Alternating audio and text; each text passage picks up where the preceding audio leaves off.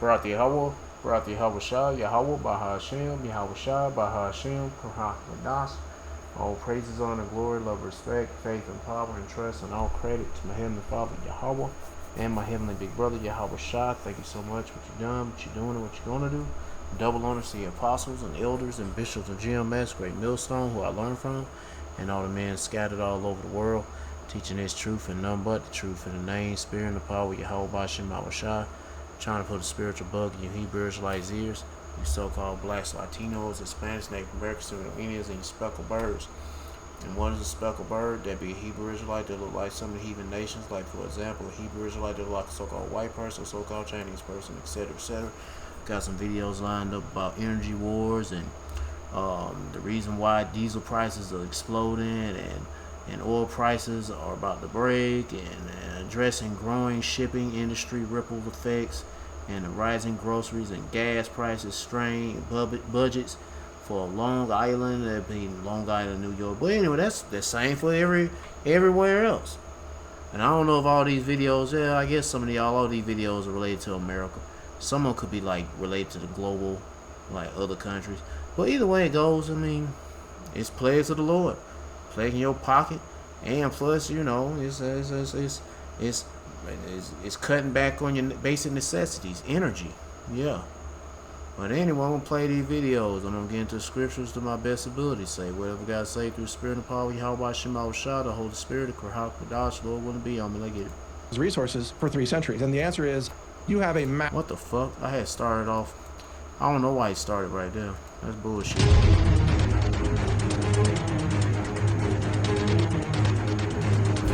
The world as a whole is facing as a result of the very real escalating wars happening both in Russia, Ukraine, and the Middle East. With no current end in sight, regardless of the headlines and talking heads that keep promising peace negotiations, the entire planet is in serious, deep trouble. That's not hyperbole, and you don't have to take my word for it. Just listen to real economists, analysts, and those who track war for real are telling us. A recent article we shared from Mike Adams about this crisis states, quote, "The term World War E was coined by Matt Bracken to describe the global war over energy that connects Ukraine, the Middle East, and beyond." It goes on, quote, "I believe this captures the true nature of today's conflict. We are not witnessing random violence. We are watching a coordinated assault on the world's energy choke points," end quote. He's not wrong, and anyone who's honest should be warning all of you about what is coming, which is what we're going to do today. Mike Adams joins us to discuss what people need to know right now, after this short word, about our sponsors at the Satellite Phone Store. Prepare to agree like today's time. Thank you so much for joining us today. We appreciate you being here. Thank you, Maria. It's a great honor to join you. Appreciate your work and the invite as well. Absolutely. It's a crucial time that we speak, actually, and every time I speak with you, I'm so glad to be having the conversation with you, because there are so many people out there who don't get the full picture. You are certainly one of the people who does, and in recent times, your conversations about this manufactured energy crisis is something I think a lot of people need to hear. I encourage people to go and watch a recent interview with Michael Yon and Matt Bracken on that, and we'll be sharing as well your write-up on that across our channels. What I really want to discuss with you, Mike, is the fact that I am of the belief that this war is not ending anytime soon. You and I acknowledged that pretty early on, that it was going to be quite catastrophic. What sort of conclusions are you coming to at this point? Well, we're moving from a sort of survivable temporary war.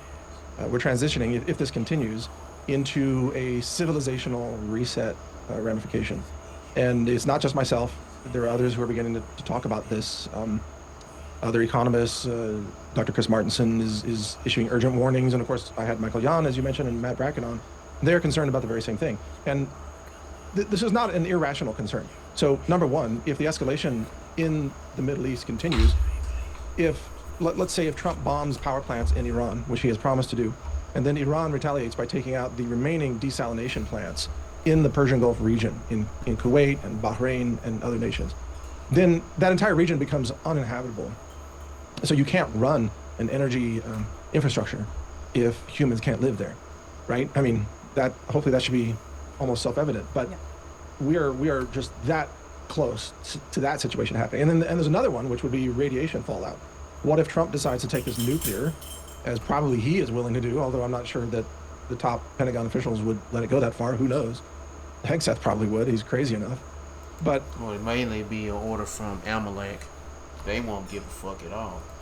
If you have radiation, fallout, I mean, look what that did to Chernobyl. So the areas around Chernobyl are uninhabitable by humans for 300 years, by the way, since 1986. So you could just count out the Persian Gulf for 300 years. What happens to Earth without all those resources for 3 centuries? And the answer is you have a massive die-off, and civilization as we know it ceases to function. So there you go. Just today, I saw. When they keep saying this shit about Chernobyl, it's strange. Now, they had the documentary. I don't know what's really going on over there, but if that's the case, if it's like radiation and it's dangerous over there still, I mean, are there trees and green grass still growing? And they're talking about animals are living there like wolves and shit. Let me see. What does Chernobyl look like right now? I'll say it look like now in 2026. Yeah, they still got, this is winter, I believe. Yeah, look, they got trees and shit. What Chernobyl looks like right now? This is back in 2019, this image. Well, I'm not gonna play the video, but they're showing trees growing. I mean, you would think radiation would be killing that shit, you know what I'm saying? There's trees growing there. Animals of Chernobyl. Yeah, well, this nigga here tongue is his lip. Yeah. Got some donkeys or horses. I don't know what the hell they're like, donkeys. They're like some eagles. I don't know, there's some birds. Some dogs. I remember they were talking about wolves.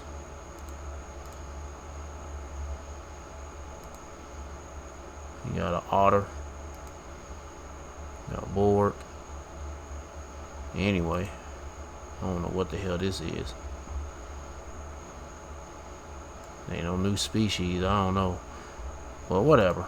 The clip that Fox News is, excited about the prospect essentially of Trump striking energy infrastructure. They're planting that seed, and whether they actually feel excited or not, I mean, I don't know what's in their hearts. They seem to be pretty big fans of the war. Apart from Laura Ingraham doing a little bit of a segment as to how unpopular this actually is, Trump is continuing to make public statements about how much everyone loves this war, and they're only concerned about gas prices. You mentioned Chris Martinson. He was recently on with Tucker discussing how high he thinks gas prices will go. Do you agree with his assessment on that? And Yes. do you think that that's what it's going to take for people to realize how stupid all of this is? Yeah, and Dr. Martinson, first of all, he's a meticulous researcher, and he's very accurate in his numbers and in his research. Sometimes the projections may take longer than what he says. I'm guilty of that as well, but he's meticulous in the accuracy of his sourcing, and he's correct. So you can't fight hydrocarbon molecules with paper contracts, not forever. So you can artificially create lower prices in oil commodity or other commodities in the paper markets, but eventually that ends, and I think we're approaching that end right now, as I think WTI crude just went over $100 a barrel or close to that, and that's just the beginning. We're going to see oil at $150 a barrel for sure. We were supposed to see that months ago. I was hoping to see that shit months ago. But for sure, yeah, I can see it now around this time. Around the end of summer. Because we got August, September. I'm hoping by August, man. Within the next... And damn, July. Boy, the time is rolling. Shit, the time is rolling fast. It's almost August. 2 to 3 months. Well, soon we'll be in the damn winter. And the winter time come, it's going to be rough on you people, bruh. Ooh-wee. It's gonna be rough on everybody. Shit. And hey, people who gonna have a source of heat like firewood or maybe natural gas. Well, firewood, I just say that. It's gonna be kind of hard to start a fire when you're gonna be surrounded by people that can see the shit, smell the shit, and that's all I rely on. Burning firewood during the winter time. Shit. But I just pray the Lord have mercy on it. And protect me and not give a fuck about what these people. Heck yeah, you come try me. I'll be like, man, Lord, please give me the power to Some motherfucker want to come and try me by getting my firewood. I'm on. Anyway, That's not even the worst part. It's not even close to the worst part. So yeah, we'll probably have diesel rationing in America sometime later this year, or some sort of rationing. Maybe it won't be called that, you know, but people won't be able to get all the diesel they want, not for farming or transportation, etc. And the diesel they can get will be much more expensive, perhaps $8 a gallon, or eventually, if this continues, $10 a gallon. That's not out of the question. But that's not even the worst part of this. The worst part is that our entire global system, the infrastructure that supports 8 billion human beings on this planet, depends on all of these outputs out of the Persian Gulf, whether it's natural gas or ammonia, urea, or sulfuric acid, taking the sulfur out of the oil production, using the sulfuric acid to create phosphate fertilizers from, phosphate rock ore, and other things, helium and polyethylene and so on. When you lose a significant portion of these things, and that number ranges from, 10% to 35%, depending on the item we're talking about, then the world that you know doesn't function anymore the way that you're used to. There will be a global depression, global contraction of industry. Which is already happening. It's been happening, and it's collapsing, really. Global job loss and global famine. And that's already baked in. So that, Maria, that's not even a what if. It's not. I'm not even saying if this war continues, you're going to have all those things. That's a done deal, what I just said. The global depression and contraction and famine. If this goes on another 6 months, or let's say gets us into 2027 and the Strait... I'm trying to think. Mike Adams, he was on Redacted. I think he was on Redacted. And he said that famine is not going to happen in America. I think it was that fucker said that shit, and I was like, let me see. Redacted Mike Adams. Yeah, I remember he was featured on here, and I believe he was the one talking about. He wasn't talking about AI, but he was talking about something about. I think it was him, but I want to say, I hate the word swear, but I believe he was on that show, and he said that America, everywhere, everybody's going to be affected by famine, but except for America. I was like, nigger, please. It's still not functioning. Then we begin to get into the civilizational reset, catastrophic effects, where our world never returns to the world we once knew. I can foresee that situation only because it perfectly aligns actually with Agenda 2030. The only problem that they will face is getting the infrastructure up that they say they need to achieve those goals with a global energy crisis. I can't see how the two will be achieved at the same time. And I think that in their hubris, they're going to find out that they can't actually have their mass surveillance state built at the same time as they're crashing the energy markets. I just can't see that that's going to be possible. They probably have it worked out. They plan things, and they plan things out. It's just like another thing too that I can't really see them do is allow an EMP to go off when you got all this technology that could be used to still spy on them and to listen in to what people are doing and saying and shit. If you let allow an EMP to go off, nigga, all the computer cell phones will be, I guess, possibly destroyed or whatever. But anyway. Mike. You're saying you can't see it's possible they're going to have a mass surveillance state roll out at the same time that they're crashing the energy infrastructure? Well, I think that the energy shortages and the civil... I'm pretty sure they got the grid tied into the things they wanted to be tied into. But for you peasants, they got that shit wired up in a different way, where they can be able to control, and they control, like say, especially a lot of people, they can control their energy, and they're like the meters. They got them digital meters on their house. They can shut that shit down. They can, you can do it that way, control the electricity flow that way. Or the civic response to the crisis worldwide is going to take precedence, and also the energy shortages are going to stop them, because it takes energy to build this stuff. It takes energy to transport the materials. It takes energy to run this stuff. If you've got people that can't get to work because you're now rationing, how are you going to get all of that infrastructure up in the first place? Maybe they have enough now. They already got enough. All they got to do is get people microchip, and they got full control over everybody. Mike, to enable the mass surveillance state, but certainly not to the extent of where they actually want to take this. I just can't see how it would be possible. Well, don't forget that under the NDAA, which invokes other acts like the Stafford Act here in America, that excuse me, the government can. Oh yeah. They could pretty much have people work. Yeah, they can have people work. They can seize control over all energy resources. Yeah. Oh yeah. Anyway. And they can redirect those resources to the places they want them. So, for example, the diesel fuel and the jet fuel. That's what I meant to say. Not have them work like for labor and shit, but I'm talking about that. What he's saying. Could be saved for military use or law enforcement use. And natural gas could be saved for the pipelines that feed the gas turbines for the data centers that run the surveillance. So they could deprive the people or small industry or small businesses of electricity or human neighborhoods in order to redirect the available energy into the surveillance grid, which they would give it the highest priority. So I think there actually is a way, because see, in North America, we're still very energy rich. I understand we still import 6.5 million barrels of oil a day. But if you have lockdowns and you restrict the public from being able to drive, then you might eliminate the need for most of those 6.5 million barrels. And then you could power the military and you could power the data centers from domestically produced gas and a small amount of coal and hydro and wind and whatever you could produce domestically. But the people would be screwed, for sure. So I can see them trying that. Yeah, I can see them trying it for sure. And this is, I guess, the point. The agenda wouldn't be able to be achieved as in the ways in which people live life normally and don't feel really sharp sudden effects. Like right now their strategy is let this all collapse slowly, the boiling frog method. It's not going to be that with the crisis that we have right now in the Middle East. It's just not, it doesn't allow for that. So it's going to have to be something drastic in order to seize all of those resources from the people. I can't see any other way.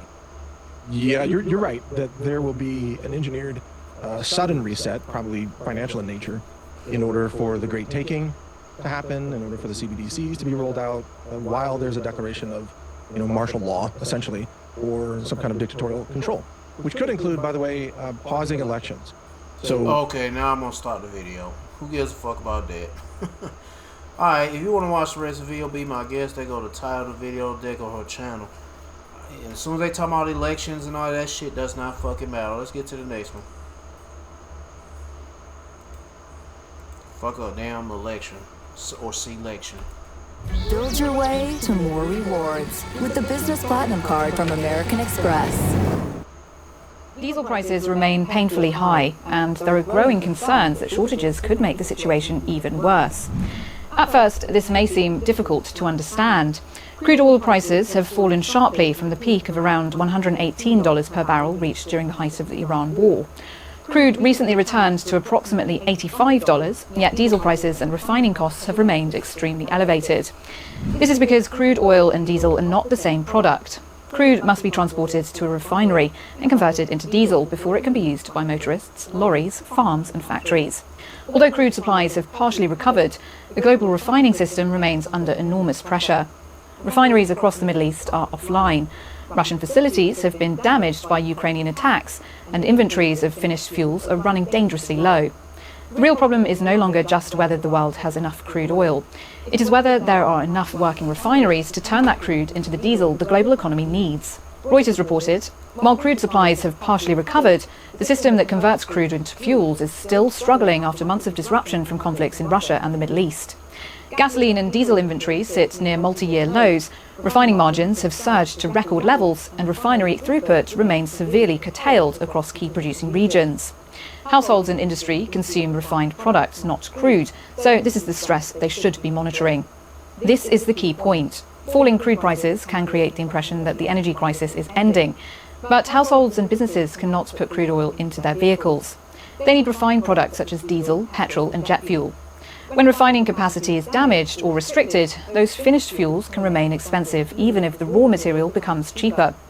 That is exactly what is happening now. Crude production has become more diverse, with countries such as the United States, Brazil and Canada able to increase output. Refining capacity, however, is more concentrated. If a group of major refineries goes offline at the same time, it becomes much harder for other countries to replace the missing diesel. This has created a serious gap between the apparent calm in crude markets and the growing pressure in diesel markets. Countries have so far prevented the disruption from becoming a full-scale global fuel emergency by using inventories, increasing production and rerouting supplies. However, International Energy Agency Executive Director Fatih Birol warns that these emergency measures are limited and cannot continue forever. Take a look at this clip from Bloomberg, where Fatih Birol explains how governments and oil-producing countries have responded to the crisis. First, we see that some countries using their inventories, their stocks, such as China and some other countries, number one. Number two, we see that the production, oil production increases significantly from United States, from Brazil, or from Kazakhstan and elsewhere. Number three, it is noteworthy that the Saudi Arabia is making heroic efforts, as well as the United Arab Emirates, to bypassing the Strait of Hormuz to bring the other coast of the region.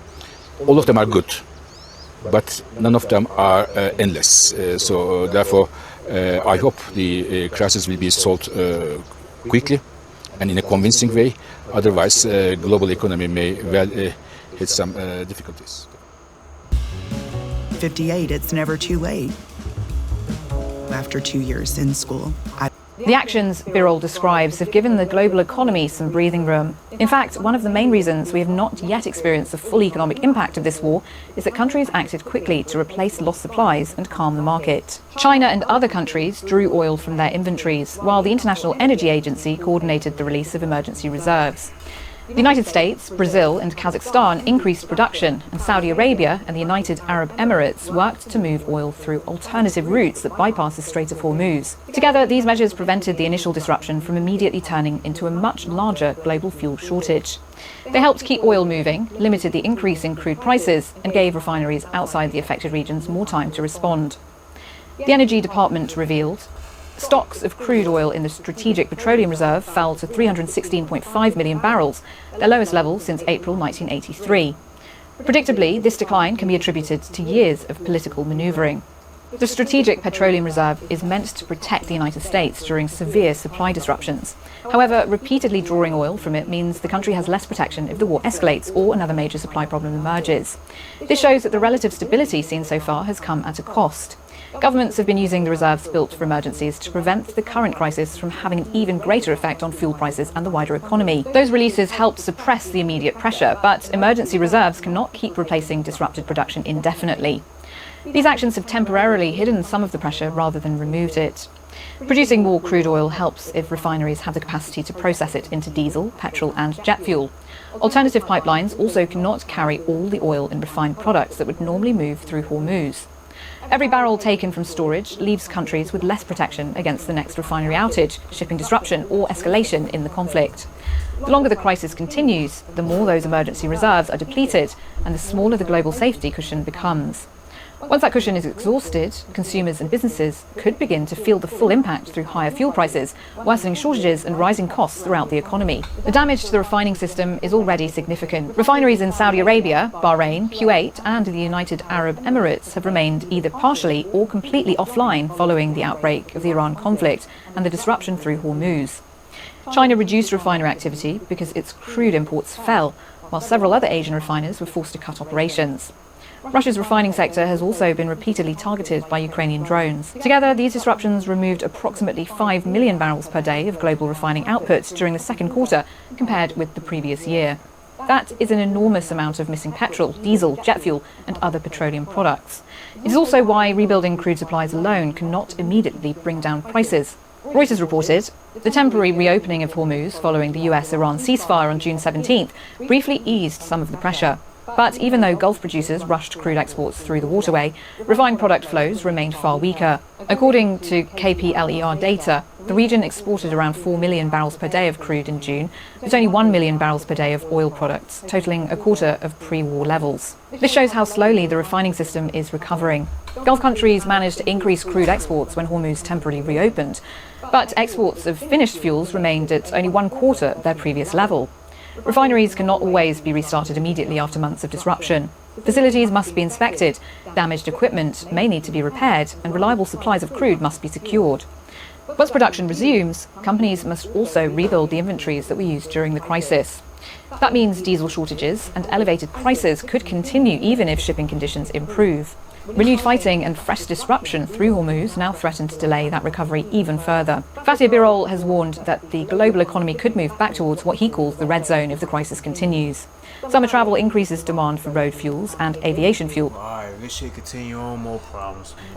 Problems can increase over, you know. Anyway, let's see what else we got. Let's see what this guy got to talk about.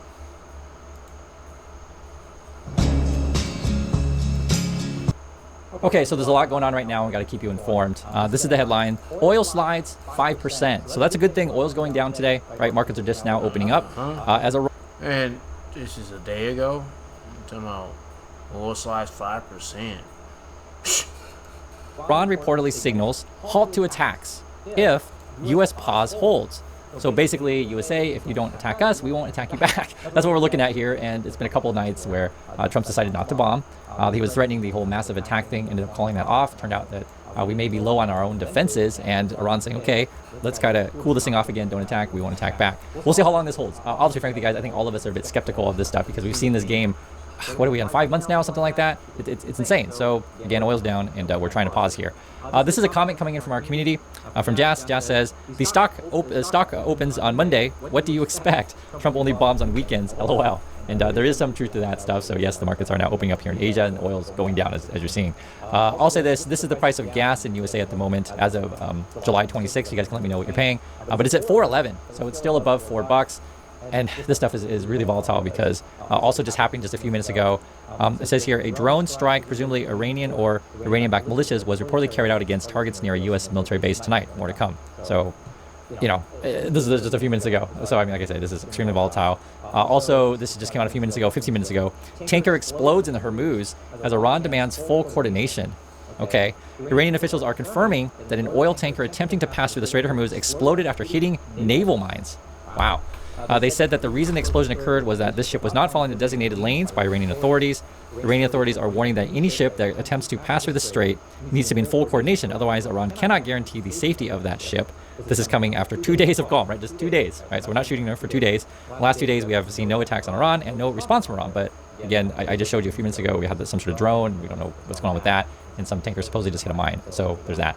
Let's talk about the price of oil. Listen to this prediction. To get back to, like, what was it, 2002 or 2004 or something? So what else do you buy and what else do you depend on in life that's at the same price as it was at 20 to 25 years ago? So the sort of natural price is likely higher on a sort of, let's say, mid-cycle reasonable basis. And so the extremes are likely higher as well. And so, you know, if you inflation adjust that 2008 number, I mean, you could be looking at well over $200 a barrel. And again, I wouldn't expect that tomorrow, but if this conflict extends and if shipments out of the Strait of Hormuz, out of Bab el-Mandab, and out of CPC are all restricted heavily, I mean, that's a recipe for easily for all-time high prices. Right, and I've just quickly looked it up. The highest oil price ever recorded, $147.27 a barrel. That was on July 11th, 2008 for WTI. We also saw Brent reaching a record of $147.50 during that same commodity supercycle spike pre-GFC. Inflation adjusted, and you adjust this for modern inflation, as you're saying, that July 2008 high remains the highest in history. It's equivalent to over $200 a barrel in today's dollars. So we could be talking about some pretty serious upside here if your call is correct, Josh. And I thought that was actually a really good discussion because they're essentially saying, okay, how could we get to $200 a barrel, which is not out of the realm of possibility, especially if you look at what they're talking about, great financial crisis era, 147, and if you factor in inflation today, right, in today's dollars, that could be 200 plus. So there is certainly a possibility that Iran was also mentioning that, hey guys, if you mess with us, we're closing the strait, you're looking at $200 a barrel. And then also you have to talk about what's going on in the Red Sea, which is essentially the nightmare scenario if like all oil flows stop. With respect not only to hitting Iran proper, but also Karg Island and some of the other islands, the possibility of invasions, which we can do. I would also probably bet that there's a lot of covert operations going on or being stepped up with Israel's Secret Service, the Mossad, our CIA, and our other secret services to help the dissidents, arm the dissidents. All right, anyway, if you want to watch the rest of the video, they go to title, they go channel. See what else we got. Harbor Freight Tools are working hard in real garages across America. The oil crisis is escalating, and the latest developments in the Red Sea have opened another dangerous front. Yemen's Houthis say they've attacked 2 Saudi oil tankers using missiles and drones. One of those vessels reportedly caught fire. This matters because Saudi Arabia has been using the Red Sea to move millions of barrels of oil while shipping through the Strait of Hormuz remains severely disrupted. If the Houthis can make this alternative route unsafe, the global oil market could lose another important escape valve. Oil briefly surged above $100 a barrel following the attacks, and experts are now warning that this crisis could become much more serious if ships, pipelines, refineries, or export terminals suffer lasting damage. Take a look at this clip where Bob McNally, founder and president of Rapidan Energy Group, discusses the threat to both shipping and critical energy infrastructure. The Houthis are saying they targeted 2 Saudi oil tankers in the Red Sea. You had greater than even odds on this happening. It seems like it may be coming to fruition right now. Right, Kaylee, I'm afraid it is. Round 2-0 of the military conflict of this. These niggas holding them damn gang signs up. Well, down low you can't see it well enough, but they do. Why is he doing it? Shit. Is going to be broader than probably round 1-0 was, unfortunately. You know, the Houthis have the capability, we believe, to actually destroy the Yanbu terminal. That would even be worse. So in some ways, we would be lucky if all they did was take some shots at some ships and things. And hopefully that won't expand, and if they do, we can suppress that. But the risks are great, not only to shipping, but also to energy infrastructure, which on the oil side, so far, whether it's in the Gulf or the Red Sea, has avoided damage. Bob McNally makes an important point here. The danger is not limited to tankers being forced to change direction. The greater long-term threat is physical damage to the infrastructure that produces, processes, and exports energy. The risks are great, not only to shipping, but also to energy infrastructure, which on the oil side, so far, whether it's in the Gulf or the Red Sea, has avoided damage. And this is exactly what is happening now. Over the past 5 months, vital energy infrastructure that supports the global supply system has been destroyed. The major concern is that his infrastructure cannot simply be replaced or repaired overnight. Rebuilding it could take years. Take a look at this Sky News clip, where British energy economist Nick Butler explains why, even if a peace deal were reached tomorrow, it would not immediately solve the global oil crisis. Too much damage has already been done to critical energy infrastructure. If there was an agreement this week between Mr. Witkoff and Mr. Kushner and the Iranians, I don't think that would end the energy problem, because this is not an energy crisis caused by politics, as many in the past have been. It's a crisis now being caused by the actual destruction of production facilities, as in Qatar, and by the production of refining facilities, as in Kuwait. So actually, what you think some of the problems are already inescapable. And I was interested in what you just said about the gas production out of Qatar. How does that work? Because I know Qatar is the biggest supplier of gas, I think, isn't it? Yes. So what's the problem there? Well, the facilities have been bombed by the Iranians in retaliation, as you know. They're now out of commission, so production has stopped. Therefore, exports have stopped. And the Qataris have said this will take years to rebuild. Years. What Nick Butler is describing is a problem that could continue long after the fighting ends. Energy infrastructure has already been damaged, reducing the world's ability to produce, refine, and export the fuel that economies depend on. If more facilities are destroyed, the consequences could become even more serious. Oil fields, refineries, pipelines, storage terminals, and export facilities are highly complex and extremely expensive to build. They cannot be repaired quickly, especially when specialist equipment, skilled workers, and replacement parts are required. In some cases, restoring full production could take several years. This means that even if Iran and America negotiated a deal today, the energy crisis would continue. A peace agreement may stop further attacks, but it cannot instantly rebuild a damaged refinery or restart a major production facility. The longer the destruction continues, the more supply is permanently removed from the global market. That could keep oil, diesel, jet fuel, and gas prices elevated for a prolonged period. It could also increase transport costs, push up food prices, and place further pressure on households and businesses. It will. The greatest danger is that more critical infrastructure will be damaged before the situation stabilises, leaving the global economy to deal with the consequences for years to come. Bob McNally also explained why oil did not remain near its previous high of $120.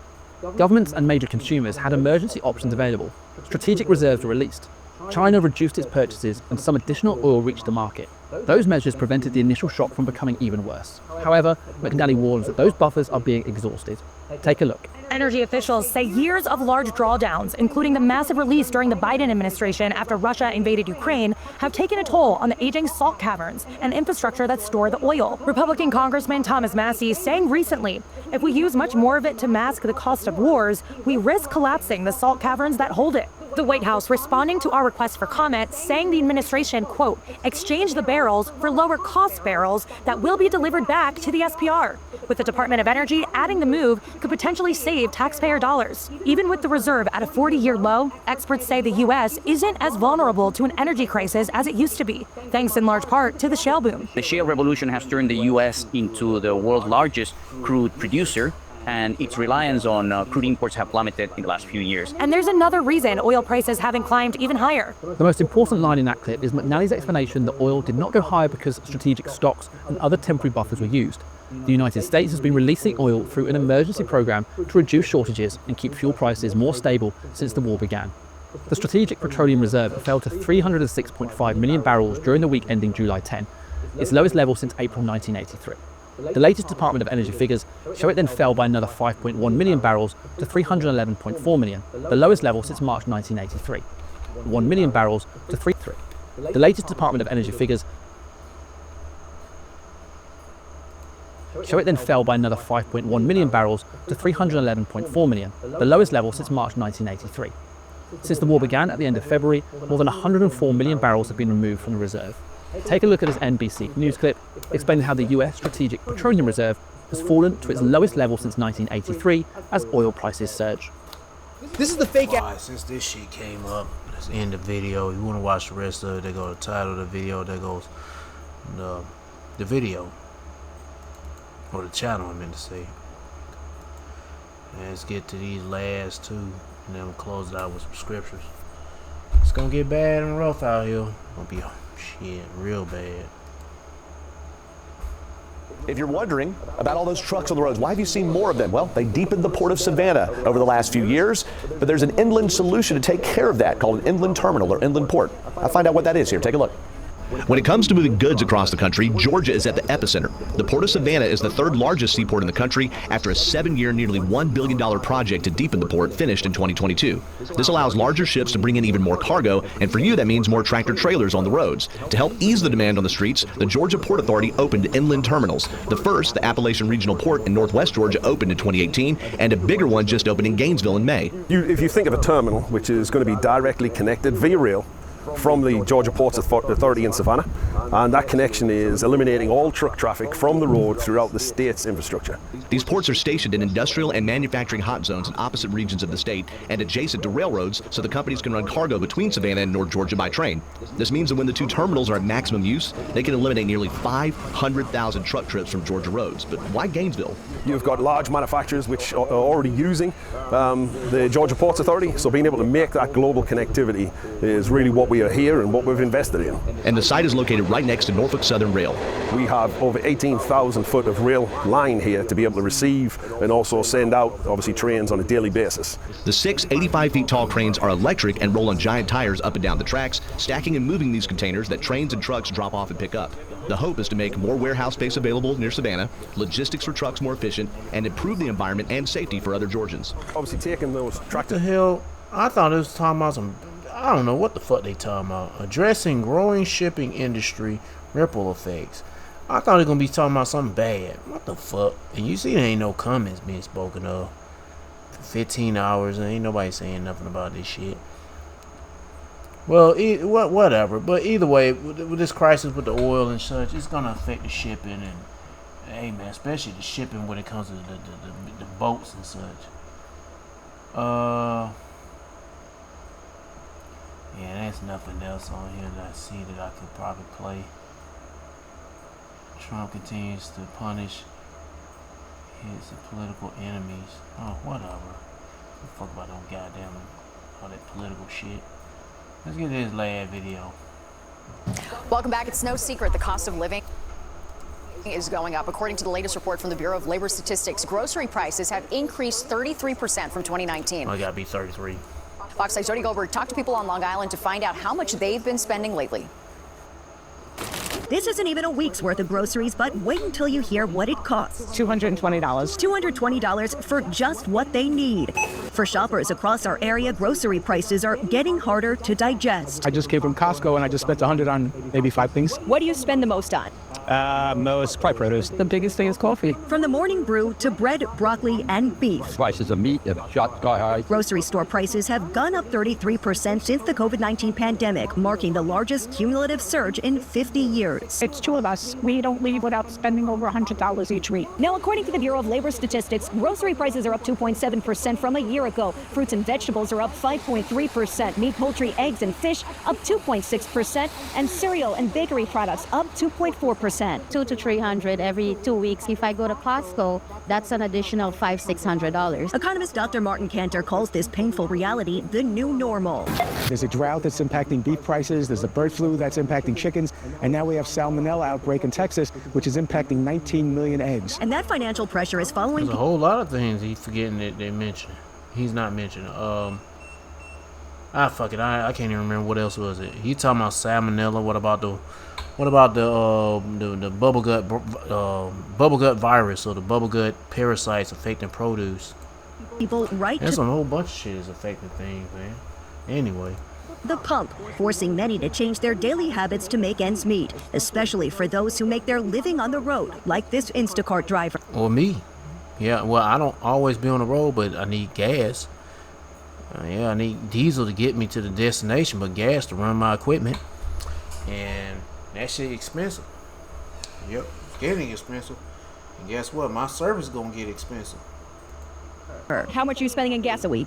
We spend $120 a week. Gas is currently averaging about $4.06 a gallon nationally, jumping 11 cents in just a single week. The national average saw about an 85-cent a gallon dip over the span of nearly 3 months, but unfortunately new escalations have quickly reversed those lower prices. With budgets stretched to the limit, families are finding creative ways to cut back and stretch every single dollar. I have digital coupons I download.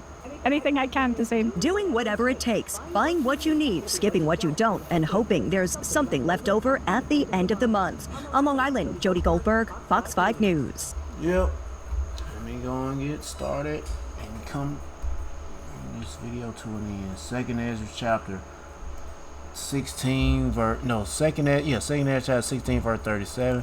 Behold, the pledge draw nigh and are not slack, as when a woman with child in the 9th month bringeth forth her son, with 2 or 3 hours of birth great pains could pass a wound, which pains, when a child cometh forth, they slack not a moment. Even so shall not the plagues be not slack to come upon the earth. And these plagues, and when you got stuff like oil crisis building up, it's creating a lot of plagues when you can't, what is the oil? And then you got fuel prices going up, like diesel and gas, well mostly diesel. Because diesel is critical, man, when it comes to shipping things and using it for not just shipping, but also production. Yeah. And energy, producing the most energy, because diesel is used for heavy-duty equipment to be operated.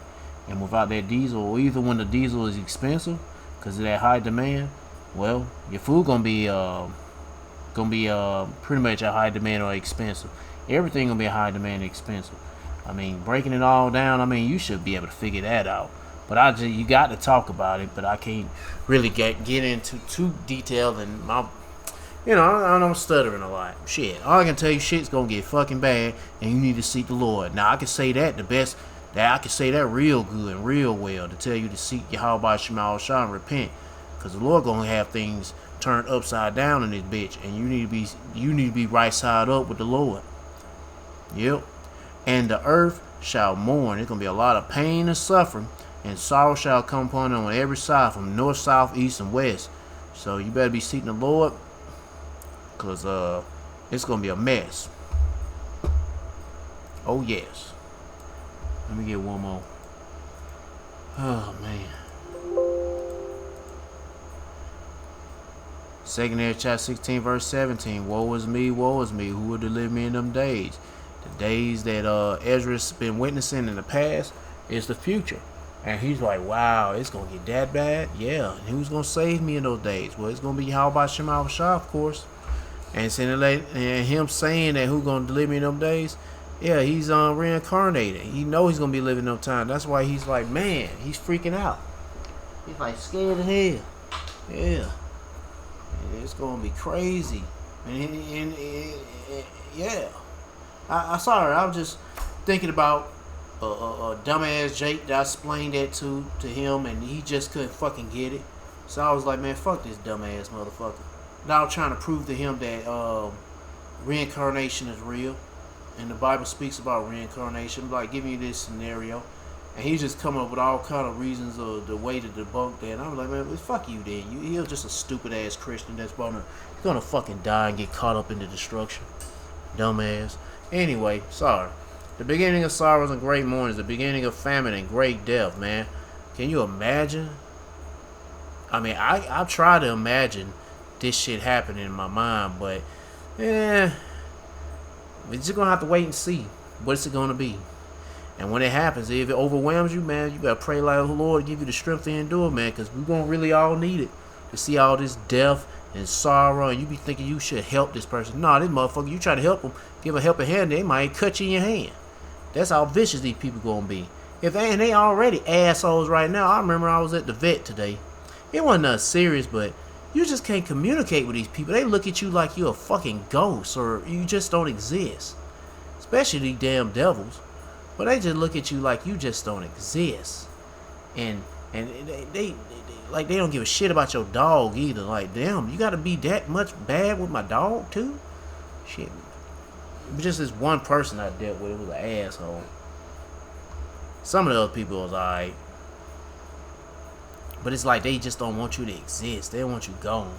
Hell, I feel the same way about these motherfuckers. For real, I feel the same way about these motherfuckers. Because they ain't doing shit. They don't contribute to nothing, man. Shit. And especially not these damn heathens. But anyway, where I left off at. The beginning of sorrows and great mourning. The beginning of famine and great death. The beginning of wars, man. We're in the midst of World War III and class wars, civil wars, race wars. And hey, man, these low-level devils to these higher-ups, Esau, Edom, they licking their chops. They ready to go and take a bite out of you Israelites. Literally. Yeah, take a bite and eat you. First, they want to kill your ass, too. And a lot of them want to rape you. Hey, man, it's going to get crazy out here, man. All hell breaking loose. Everybody going to go crazy in this bitch. And there's going to be a lot of famine, pestilence, and great death. When this energy crisis go full throttle 9,000 RPMs, shit, you better hope and pray you be spiritually, mentally ready. Cause the lights go out, the water goes out, they're gonna be rolling blackouts. So what you call that shit? Rationing, energy, food, everything. This ain't no conspiracy theory. It's a conspiracy. You laugh all you want to. You're gonna be laughing now. You're gonna be crying later.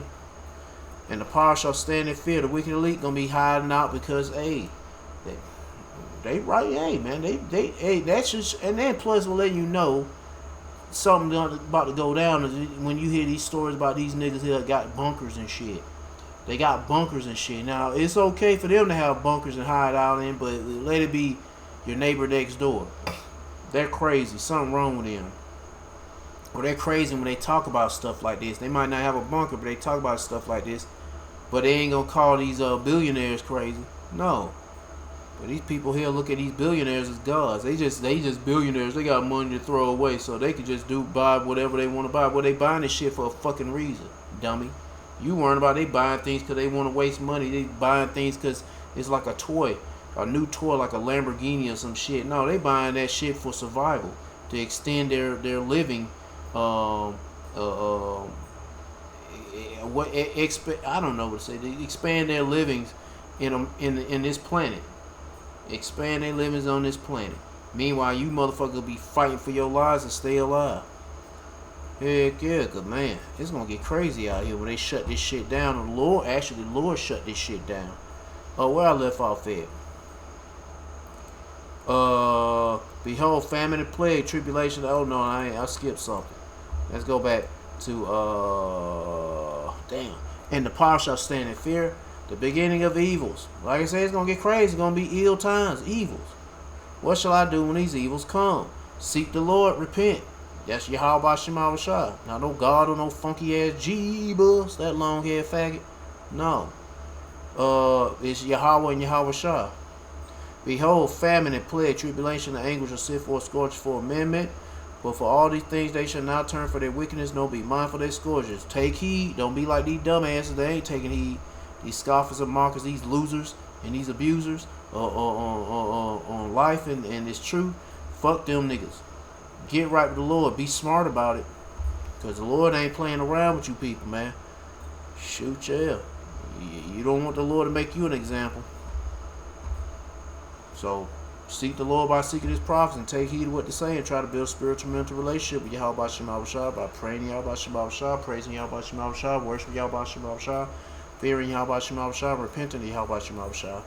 To all the men out there pushing this truth and nothing but the truth in the name, spirit, and the power of Yahweh Shema Shah. Keep on preaching, keep on teaching, keep your faith and trust strong in Yahweh Shema Shah. Stay humble.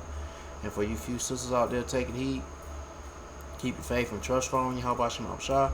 Stay humble, stay in order with your man. If you ain't got no man, stay in order, Yahweh Shema Shah. Peace and blessings to the hopeful elect and all praises to Yahweh Bahashem, Yahweh Shah. Shalom.